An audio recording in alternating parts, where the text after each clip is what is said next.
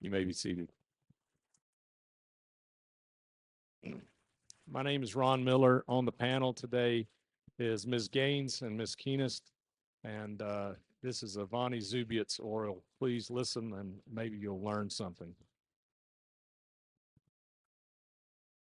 Let me pray. Sorry, we just prayed back there. All right.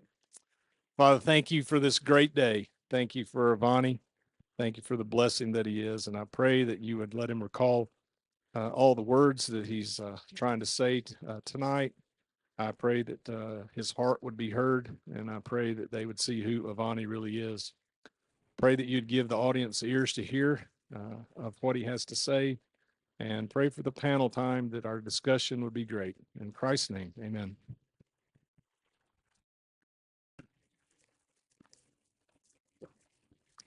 In today's world, thankfulness is seen as a polite response to people's actions. Many people say these words as an automatic response to people's actions rather than having any true intention or meaning behind those words. And in today's world, many people struggle with dissatisfaction, anxiety, restlessness. Yes, they still all say the words thank you. This is because they never try and truly understand these words. They never try to understand why they're saying words and evaluate the moment to why they should be saying these words. They are so focused on their future or something with their past that they never see their current moment. And the thing is, most people live their lives like this. They overlook their blessings and their opportunities that they have. They never understand how important something can be or how impactful a moment can be. This is all caused by their future worries or their past regrets. And the thing is, the further we get away from the present moment, the harder it is to see and understand how God is working in our lives. I read the book this year called Practicing Thankfulness by Mr. Sam Crabtree. He defines gratitude as the divinely given spiritual ability to see grace and the corresponding desire to affirm it and its giver is good. He is saying that thankfulness is not just a matter of manner and it does not come naturally. Rather, it's God provided. It's the ability to see the goodness that we do not deserve, but yet we are blessed with. It is then that we should want to give thanks for this ability that He has provided all of us. This is also a key aspect to be able to live in the moment, be happy, and truly enjoy what is going on around us. Once we start to live like this in our lives, all the overthinking and mental struggles will start to go away, and it will start to be replaced with more joyful thoughts. Being able to understand this and live life more in the moment allows us to see life more clearly and be thankful for everything that is going on in our lives. It is then that true thankfulness comes from appreciating the present moment because living in the now allows us to recognize the value of what we already have. Now, one of the books I read this year is called Screwtape Letters, and it's by Mr. C.S. Lewis. And he talks about how if we live outside everything but the present, then our faith and our gratitude will start to weaken. In this book, he talks about a key point, talks about the enemy strategy. He says that these demons take a different approach than most people expect. Most people expect these evil beings to lead us away from God in the most typical of sins. Rather, their strategy is to distract the person, keep them focused on their past regrets or their future worries.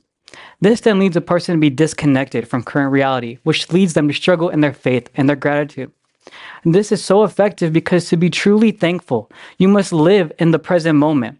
But due to this strategy, people are so focused on their future and this leads them to not see what is happening in the present, which is current reality.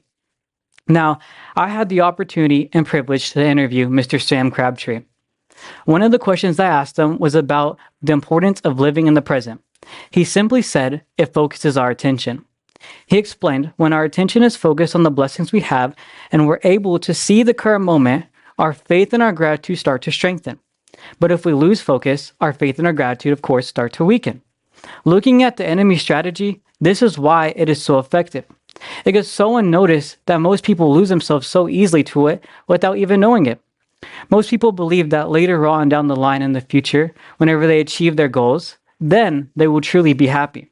But the thing is, they always forget the current moment. They forget everything that has shaped them to where they are now and where it shaped their lives to where they got to the moment. Mr. Crabtree and Mr. Lewis both agree that distractions from the current moment is what's hurting you the most. Instead, we should focus on the current moment, be thankful for being able to chase dreams, and having people support us that we are chasing those dreams. Now, we know the present moment is very important. It's where truth and reality actually exist. The past cannot be changed, and the future is yet to come. Even though this is the case, many people still try and live in one of these, except the present. Going back to the interview I had with Mr. Sam Crabtree, he says, thankfulness is utterly rational because it responds to the blessings that are real and already given, not imagined and not hoped for. He says that if we continue to live in everything but the present, waiting for thankfulness, then simply we will just never find it. Rather, it will only lead to more trouble. Now, in my life, I experienced this very thing. Going back to ninth grade, I struggled tremendously. I was always so caught up in all the homework, so worried about where the future tests were going to go. This then caused me to start living in the future. I was always thinking, if I'm struggling this much in ninth grade, then I can't even imagine 10th grade, which is supposed to be the hardest years at MCA. Then I can't even imagine 11th grade, which is supposed to be exactly like 10th grade. And then 12th grade is hard by itself because you have oral, you have senior assisting, and many other responsibilities. And I was just thinking, there's no way I'll be able to continue my journey at MCA. So I decided that no matter what, I wasn't coming back to MCA in 10th grade. Well, I never took upon those words, and I came back to MCA in 10th grade. Well, of course, 10th grade was exactly how I imagined it. I struggled in just about every way. I went through sleepless nights. I started worrying more about the future, saying if I'm struggling this much in 10th grade and my life is going through this much trouble, I can't even imagine another year in 11th grade. I then started thinking about the past, wishing how I could go back to when I was in elementary school or even in 7th and 8th grade when I had less troubles, when I had less worries, when I had less responsibilities and I could just goof off all day. Well, I decided that after 10th grade, I wasn't coming back to school, back to MCA in 11th grade. So I went and decided to go tour other schools. I went and sat in other classes. I convinced myself that just about anywhere would be better than MCA. And in those moments of me sitting in classes and touring schools, I noticed something different. But I tried just to brush those feelings underneath the rug, trying to not bring them up at all. I remember my mom told me that I had to go back to MCA one day to pick up something so I can actually transfer to a different school. It was still early during the year during staff training when no students were here yet, but yet the staff was still getting ready for the year. I came up, and as I was walking back up to the school, many tutors came up to me and told me that they heard I was leaving and that they were really sad that I was going to go. In these moments, I felt something again. Now, I didn't know this feeling that I was feeling, so again, I tried to brush them away. So as I got the thing I needed for MCA, I walked out the building. And as I was walking out, I saw Mr. Miller walking down the hallway. Of course, with Mr. Miller, he gave me a bright smile and a big hug and an enthusiastic, "How's your summer been? How you doing? Where have you been?" And of course, me, I'm in a rough part of my life. Of course, I'm like, "Mr. Miller, I just need to talk right now." And he says, "Okay." So he takes me back to the rocks and he's like, "What's going on, Avani?" And I tell him, "Mr. Miller, I don't plan to return to MCA." He looks there for a second. He saddens a bit and he asks me, "What's going on?" This is where I tell him that I don't plan to go back to MCA. And he says, "What's going on?" And and I tell him that I've been so caught up in the past and I've been so caught up in the future that I've been living in everything but our moment. And that my life has just spiraled so far out of control that I just don't know what to do anymore. Mr. Miller sits there and he talks to me. He gives me some advice in his personal life. He tells me some things that I've never thought of before. He gives me some different perspectives that I've never thought of. And after about 30 minutes of him just spewing wisdom to me, I started to tear up. I've never talked with anyone about my troubles from MCA, that I didn't know how to understand or process all this information. He then told me that he had to go back to staff training, but he wanted to pray for me before he went. He started to say a prayer, and during this prayer is when I truly felt powered. I started actually to cry, and I started trying to understand more of what he was saying. This is where I felt how Jesus truly entered my life and started changing my perspective. After this prayer, he looked at me and said that no matter where I went, he knew I'd be an important person and an impactful student. But he didn't want to influence my decision because he knew God would guide me to the right place. He then walked away, and I was walking back to my car. When I was walking back to my car, I had a change of perspective. I decided that I was going to go home, talk to my mom, have conversations with myself, have conversations with my family, and more important, talks with Jesus, and ask him what I should do next year. It's then that I decided that I would return to MCA in 11th grade, but this time I would change. I would try to be more in the present, see the community that I actually had at MCA, see all the friendships that I truly made, and all the support that I actually had. I've been blessed with so much at MCA that no other school could come close to offering. But yet I've been so caught up in the past and the future that I started to spiral out of control that I just missed all of it. Now, as a senior, I've worked hard. I've tried to be more thankful. I've tried to live more in the present. I started to actually see the blessings and how special MCA and how no school could come anything like it. All these people at MCA have had a truly impactful ways in my life, and I truly cannot thank y'all enough. The whole MCA community will have a special place in my heart no matter what. From just the teachers, the tutors, the kids, the parents, each and every one of y'all here. Y'all, I cannot truly thank y'all enough. Now the thing is, I didn't change my circumstances, but rather I changed my perspective, and that was all I needed. Now, we know the past and the future are still very important, but if we're not careful, they can be really harmful. This happens if we focus too much on our past mistakes or looking too much into the future. It's like, man, if I change this in the past, I could have had this. Or if I change this in the future, I can have this. This is all caused by how we think that we are missing something. Mr. Crabtree says that ingratitude comes from the belief that something essential in our life is missing. Living in the present is like the golden mean. We know the excess, which is living in the future. We know the deficiency, which is living in the past. And we know that the present is living in the present is the golden mean. This allows us to learn from the past and plan for the future without it actually controlling us. When our attention is focused, it eliminates dissatisfaction and clears our mind and strengthens our faith and our gratitude. As students, many times we see our responsibilities or expectations as a problem to something in our future. But rather, we should see these as good challenges and opportunities to grow and live in the moment. Living in the present will not make life less difficult, but rather it will change how you view it and how you react to it. Now, hope is often seen as something that only happens in the future. Many people have hope when their circumstances are only improving in some way. Going back to my interview I had with Sam Crabtree, I asked him about hope in the present. He says, thankfulness is essential to wisdom and spiritual clarity. He then goes on to quote Romans 1:21, which states that not having gratitude leads to foolishness and darkness. As a Christian, thankfulness is one of the first steps to being a believer. In Ephesians 5:20, one of the first things we do is to be thankful. Thankfulness is what shows recognitions of God's work, and it's what gives him honor. This can also help build us hope. It can show that God is already working in our lives. Through this and learning all this, I've become more patient through troubles I have faced. Instead of hoping for something to help me into the future, I started having more hope in the present. Now, a good argument is that living in the future is most important. From this point of view, your focus is on setting goals, being ready for anything that could possibly be thrown at you, and getting great values on these ambitions. People say living in the moment prevents you from being truly your best in the future. It is true that living in the future can have its benefits, but if we're not careful, eventually it will start to replace gratitude. Mr. Crabtree warns how many people treat thankfulness as conditional and they're only thankful when certain outcomes happen. But the thing is, living in the present will not take away anything that the future offers, but rather it will strengthen it in every way. Being thankful in the present allows us to attack the future with more hope and peace rather than worries and anxieties. This belief shows that ultimately living in the present is just better. Now, thankfulness is not just emotion, but something that should be practiced constantly in the present moment. From reading the book Practicing Thankfulness, interviewing Mr. Sam Crabtree, and having great discussions with Mr. Miller, I have seen that thankfulness grows the most when we are focused on our present moment rather than our past and our future. From my personal experience, this is what I can truly say that I've seen. It has given me strength in my relationships, built my faith, and given me overall a happier life.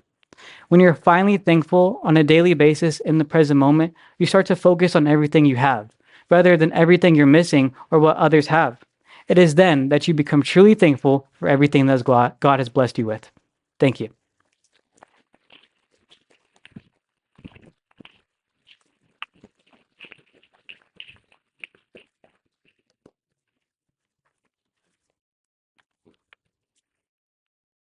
Great job, Avani. Thank you. What are you thankful for right now? This very moment. This very moment, I'm thankful for each and every one of y'all that came here today. I mean, I don't know what I would do without each and every one of y'all who's shown me like in some way just niceness or been a friend to me. Like y'all are just amazing, and I truly can't thank y'all enough for just showing support here today. So, Avani, how did you decide to do this as your topic? I mean, you shared a little bit of your personal story, but when did you decide to go? I want to talk about this as a senior. Well, my first topic was trying to figure out how do you know that where you are is the right place. And I brought that to you, and you kind of just like brushed it off. You're like, nah, let's look for something else. And and then I remember I brought it again the next week, and then you kind of just like answered it real quick, and you're like, yeah, that's kind of the answer right there. I don't know how you do a whole paper over that, but if you want, we can do that. And I remember on your board that you had thankful like things you were thankful for, and you said that you were trying to figure out thankfulness in that moment. And I went home and I started thinking about it, and I was like, maybe thankfulness is the problem that I'm missing, and everything around it is what I'm missing. So I started to research thankfulness, and then I decided that this is where I want to go. And didn't you have a discussion with Mr. Acuff about it a little bit? Yeah, I did have a Like that discussion. thesis statement or about a Mhm. little more? You want to talk about that a bit? Yeah, so every Wednesday, me, Mr. Acuff, and a few other guys meet for a Bible study. And I remember I told him that, I was having trouble with picking exactly what I wanted. And I had an idea of what I wanted to talk about. And I was like, thankfulness is in the air right now. And he was like, all right. And he's like, there could be like many great things with thankfulness. And he kind of just like blurted out a thesis statement. And he was like, that's a good thesis statement. I was like, that's actually great. And then I took that and then I edited it a little bit. And then I turned it into a thesis statement.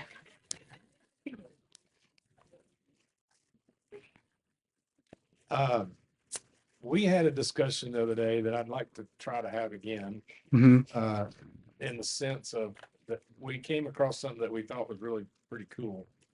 So, do you think it's possible to have thankfulness if there's not a person involved? This is funny. This was a question I was going to ask y'all. Yeah. Um, I think that thankfulness is best whenever it's directed towards a person or a relationship is involved. I think that whenever you start giving thanks to just the world, you won't be truly satisfied with giving thanks just to the world, but rather when you know you're giving thanks to someone specifically, then you can truly be satisfied with the with thanks that you're giving. Yeah, and we talked a little bit about, well, do we actually thank thank things? Hmm. Like we try to get real practical with it. Do I thank this cup for holding my water? Or do I ever go, thank you so much to, and fill in the blank? It seems like we're always thank a person Hmm. that we go, if the food's good, we thank the person who cooked it, Hmm. or the person who brought it. We don't. And so how does that tie into what about uh, thanking God ultimately? Because whenever we think for like whenever we're seeing that the food, right, we're thankful for the food, like, this is good food. Oh, well then I must be thankful for the chef. Well then, oh, I'm thankful for the chef that where he learned those skills from. And then eventually it just leads you all the way up until eventually you get to God. So ultimately God is the one that we should be thanking. And so if I don't believe in God, Hmm. who do I thank?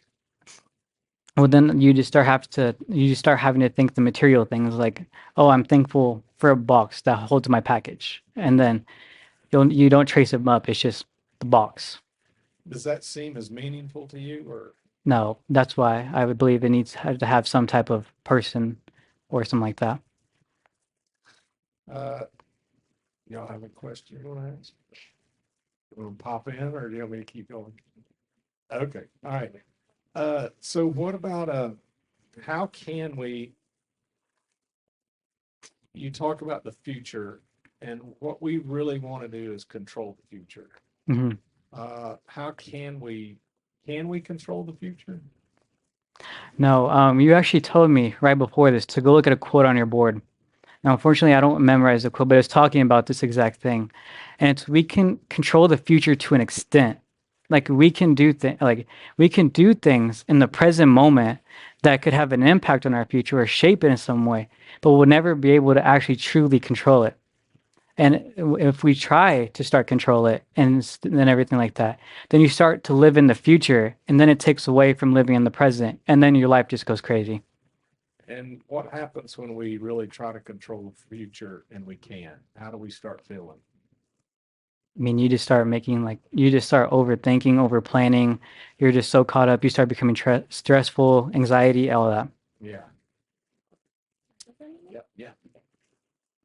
Can you give an example of a healthy way to prepare for the future where it wouldn't be detrimental to you?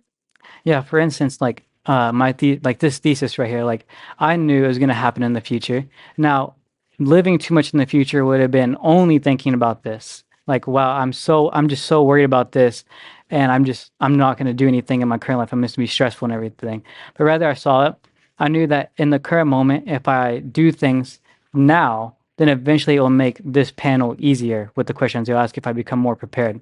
So in my life, I started preparing more, building up that way every day. If I just do a little bit, eventually it'll all build up to where I am now, to where I'm more confident.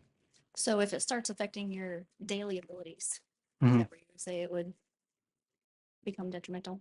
Yeah.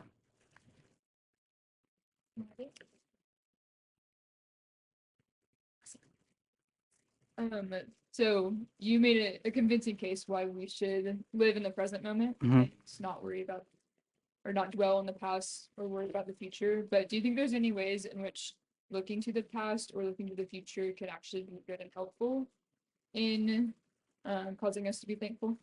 Yes, I think that we shouldn't only live in the current moment. We should still look in the past and we should still plan for the future, but yet we shouldn't let it control our lives. Like the past, we're going to make mistakes. So we should learn from those mistakes and rather just forgetting it. For the future, we know something's going to happen. So we should prepare for it rather than just letting it hit us. And all that comes from living in the present.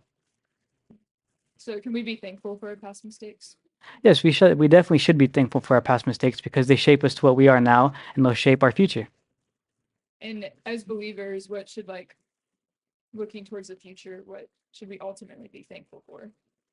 We should be thankful for that God has it all planned out for us. That no matter what, God will be there guiding us the whole way, no matter what.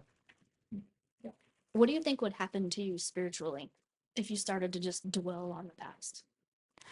Then, if you're just always so worried about the past, then if you only worried about the past, right? Then thankfulness comes from the future, and thankfulness is one of the important pieces to having a relationship with God. Then your relationship with God starts to vanish, and then you don't have a relationship with God no more, and you're just living in the past. So what do you want to do to stay grounded in the present? That's is to focus more on everything you have now. When I asked Mr. Crabtree about how to stay focused in the present, he talks about how we should be on the lookout for things to be thankful for and be specific with them rather than broad. How do you, Avani, what can you speak to how looking at the future or just the past affects the truth of the present or the current reality of the present? I'm sorry, can you repeat that? Yeah, so if you're just constantly looking at the future Hmm. or looking at the past, how does that affect you knowing your current reality? Well, if you're always just so focused on the future or the past, then eventually you'll start just like swaying towards one of them. If you have nothing like grounded, and you're not like if you're not grounded in your current moment, then again you just lose thankfulness, and you lose your relationship with Jesus, and then you just start swaying to one of those, and then it just leads to a whole road of just spiraling downhill. Do you think it affects the way you see truth? Yeah, because to see truth, you have to have, I believe you need to have some type of faith in your life with Jesus to see the ultimate truth.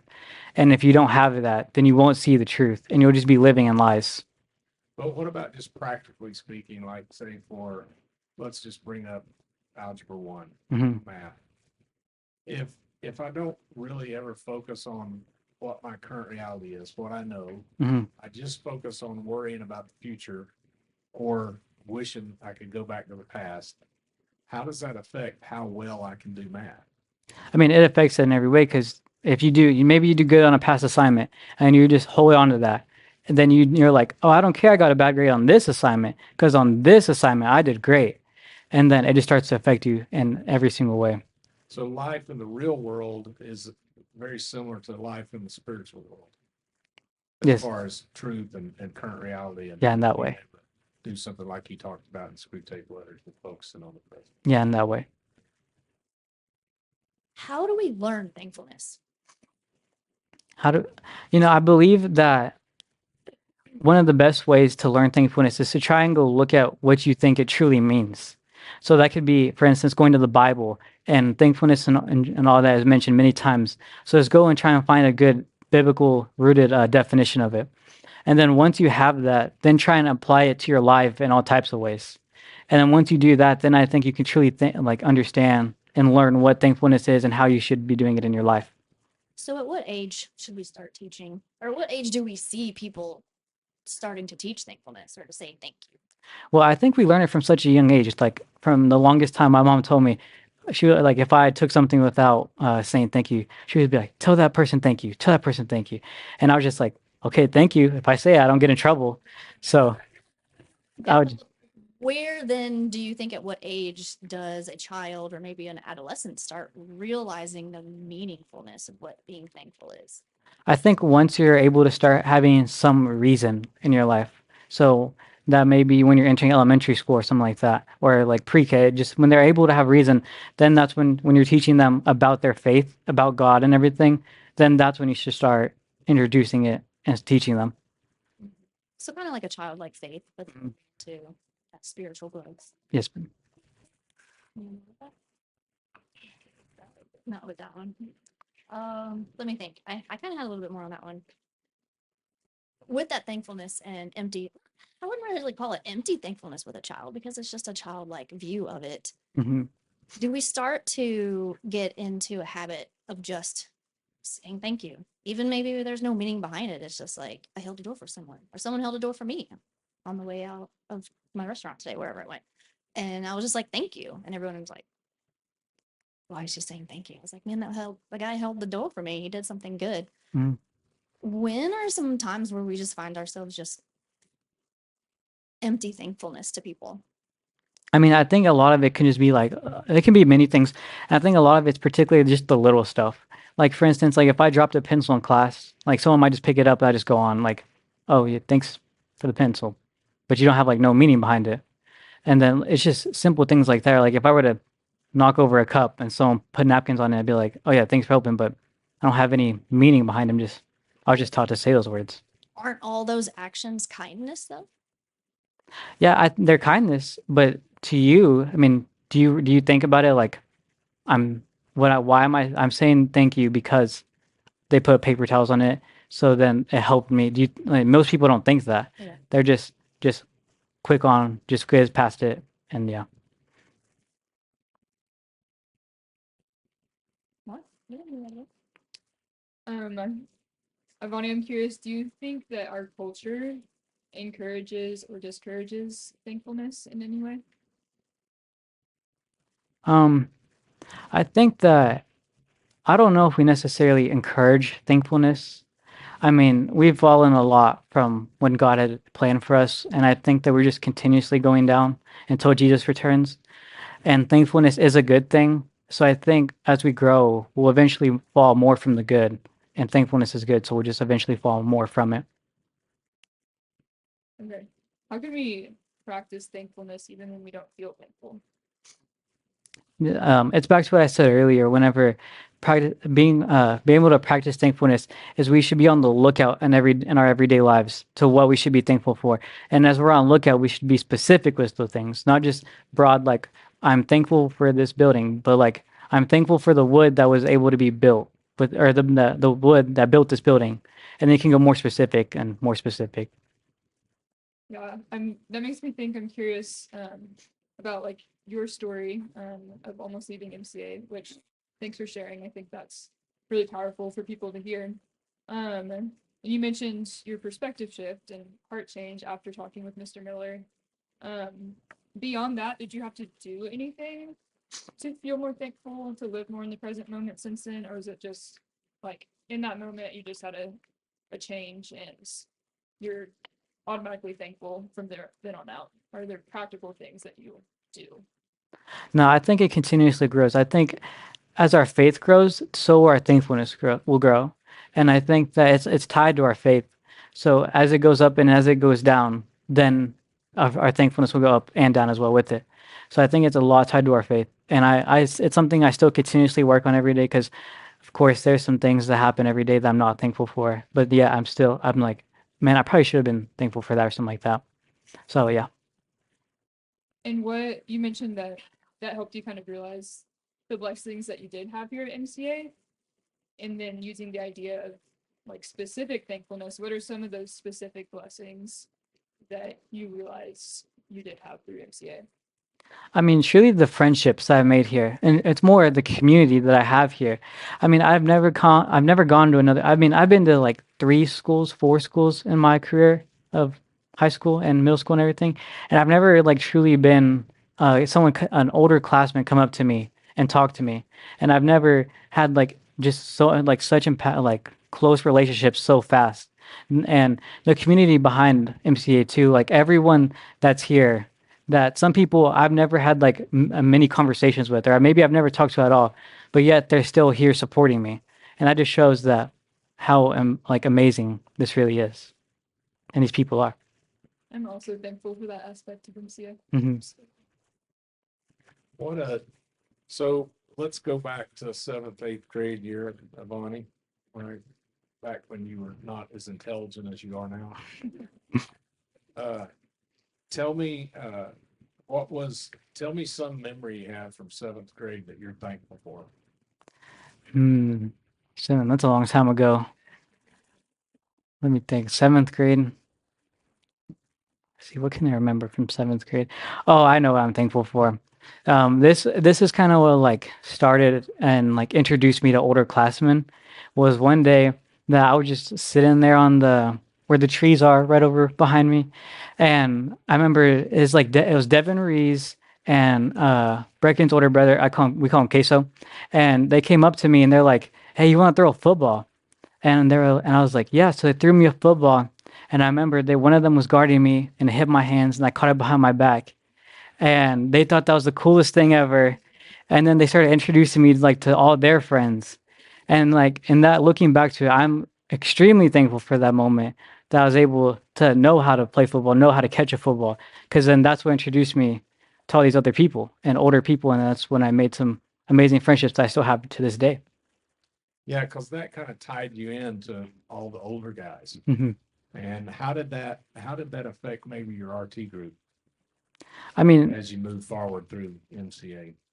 so I guess since I was impacted by such older people so young, then I in turn wanted to do the same thing. Like for me, a big person that impacted me uh, was Mr. Miller's like son and his friends. So like Court, Clayton, Garrett, Kmart, all of them had such impacts on me whenever I was in 8th grade, and then especially in RT. And I was like, I want to do the same thing when I have the opportunity to do that. So as I grew older, then I tried to talk to younger kids while still also knowing all those older kids, and then trying to bridge the relationship that I had with the older, and then bring it to the younger as well.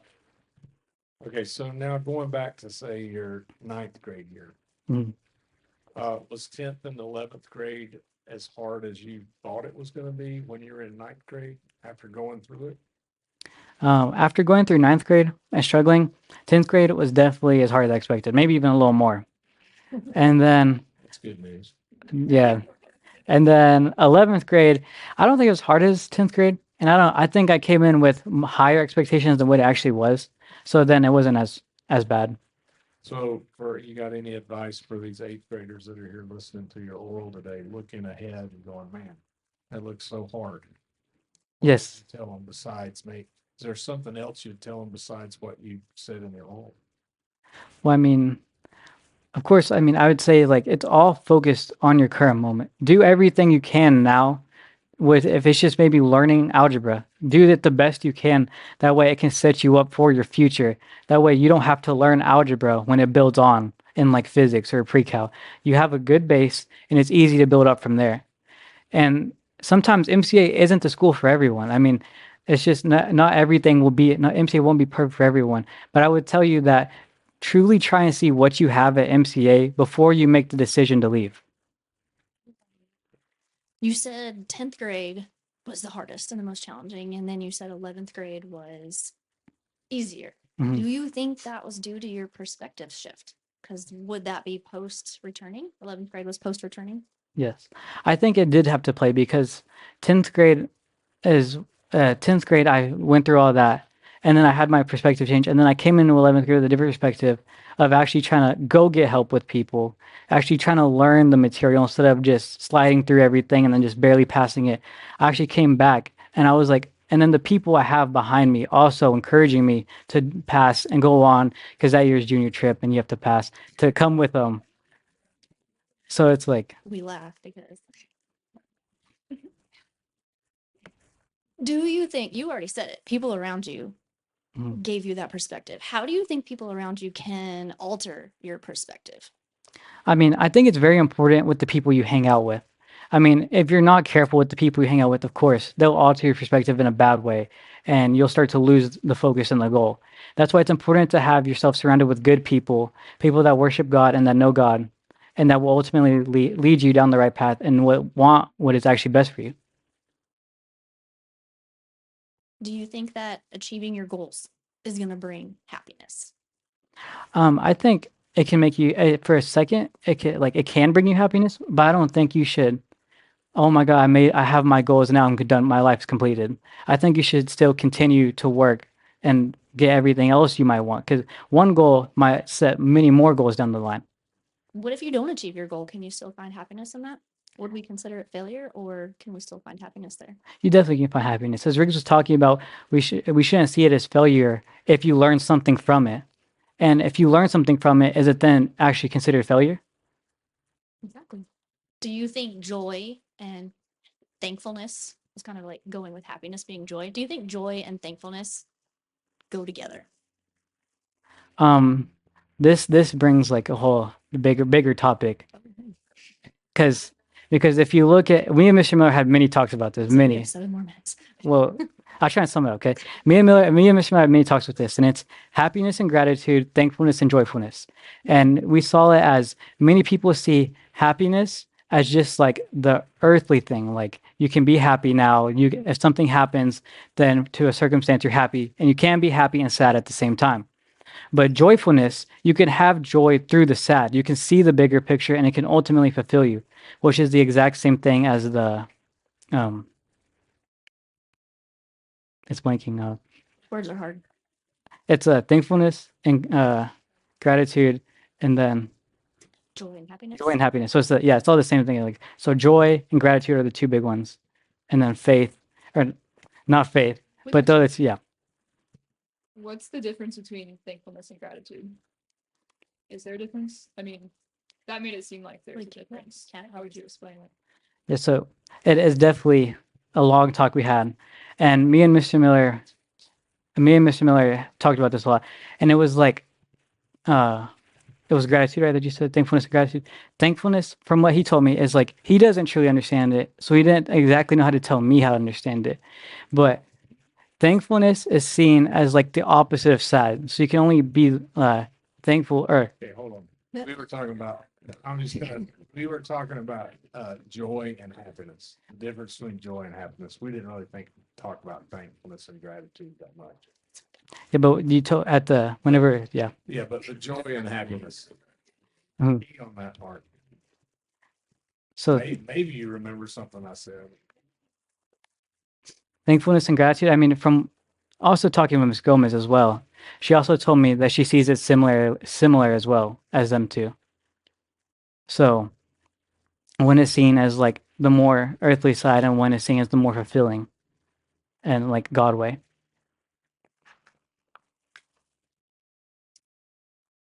I'm curious about something that you said in your speech. You said that as a Christian, thankfulness is the first step to being a believer. Can you explain what you meant by that? As we're talking about it, and one of the quotes I have, it's talking about how if you're not if you're not thankful, it will just lead to foolishness and darkness.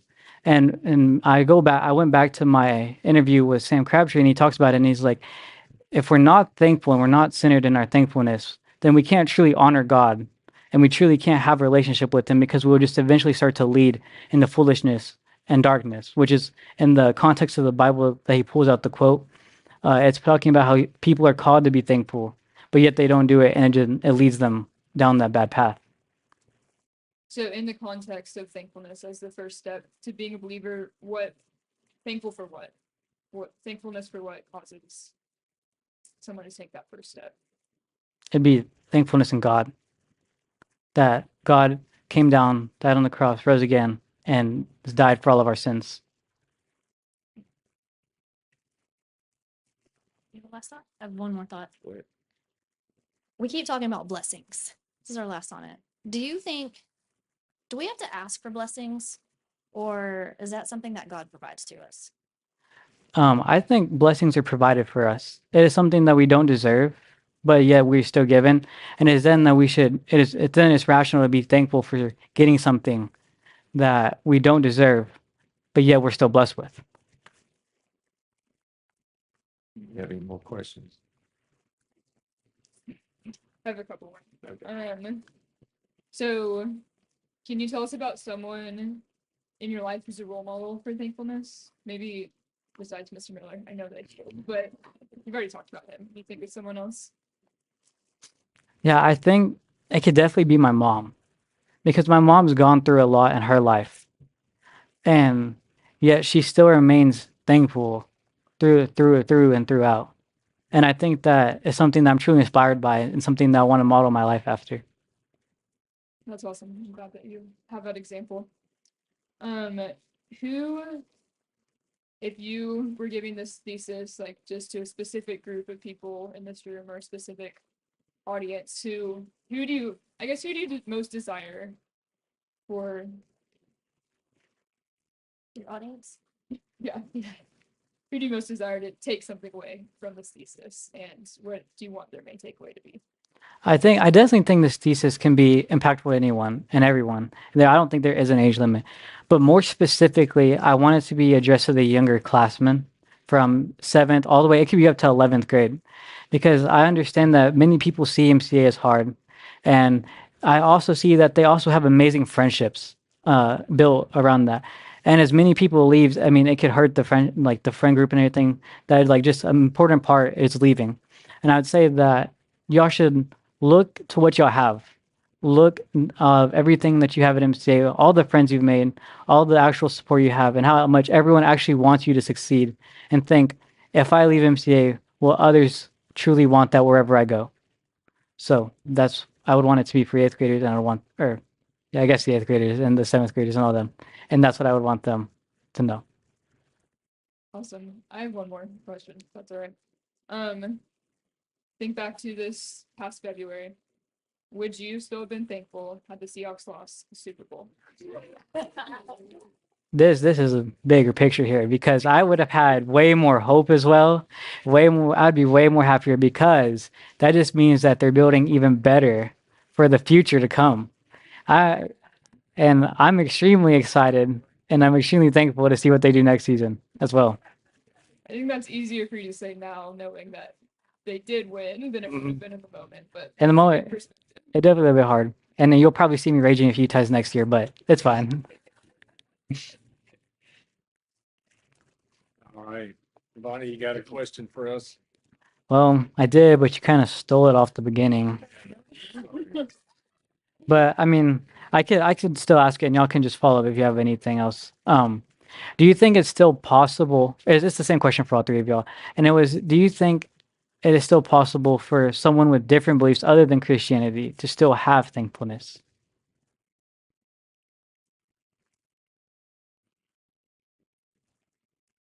That's a question I had written down for you. But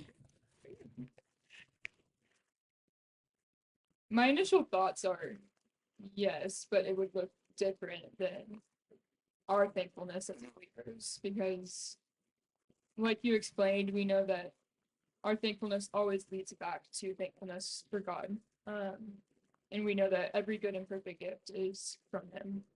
And so yeah, I think non-believers can be thankful. It's just not as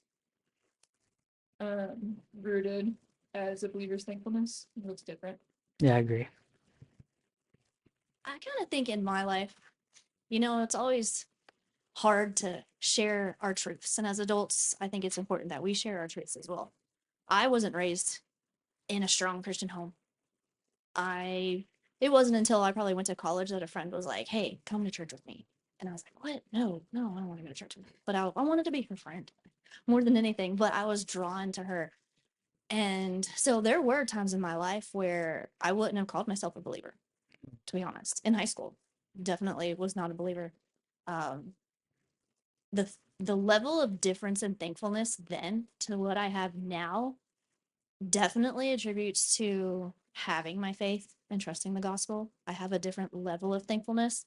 I felt as though I was capable of being thankful. I felt as though I was a kind person and a good person and still was capable of being thankful for things. But on a Christian believer level, it's different.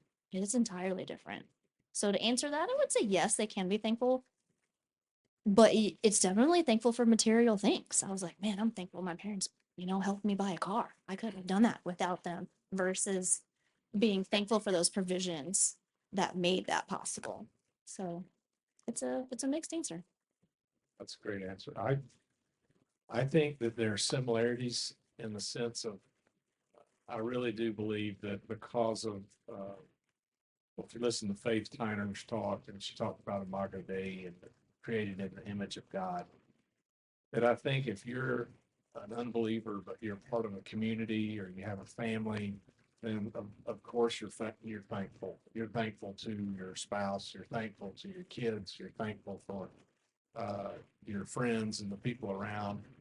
And I think there's a depth to that thankfulness. I think a key thing is, as a experientially for me, is when God showed me that I needed a savior because I was pretty filthy, and he realized what God did for me in saving me from myself. That's a different degree of thankfulness. That I have a different perspective because I see the depravity that was in my life, or the situation I was really in. And I think when I was an unbeliever, I didn't have any realization of that. And so it was impossible for me to be thankful for that because didn't know. But after the fact, becoming a believer, now there's a depth to my thankfulness that I can't. It truly is amazing grace, and I can't measure. I can't measure it. It's just I'm thankful. I think it was more of as I was thinking here, listening to your answer and going with mine, it was a more selfish thing. It was all, Yeah. I did this. I made that money. I did these things versus understanding the blessings that were given to us and knowing that. Yeah. Yeah. Right. Okay, you want to close in prayer? Are you closing in prayer? I think I was including. Awesome. Dear Heavenly Father, thank you for this day and our countless many blessings. We are thankful for Avani. We are thankful for his family, his friends, the obstacles that we have been put through building us. We just hope that everyone can see that those build us, mature us, grow us deeper into a faith and relationship with you. And we just ask for that wisdom to continue to be thankful for all of the things and all the provisions that you provide to us. We just honestly just thanking all of these blessings that you give to us, just everything we have. And in Jesus' name we pray. Amen. Yeah.